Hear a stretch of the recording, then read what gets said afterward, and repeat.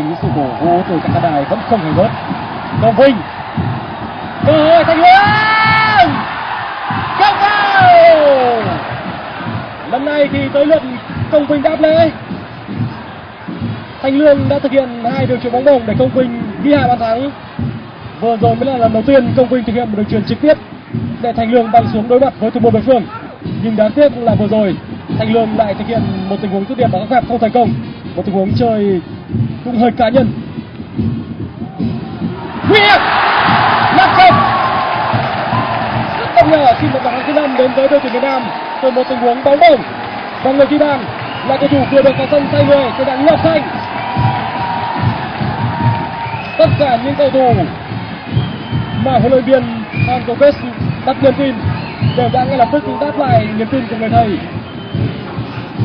Có lẽ là chỉ chưa đầy 4 phút sau khi vào sân thì Ngọc Thành đã có được bàn thắng.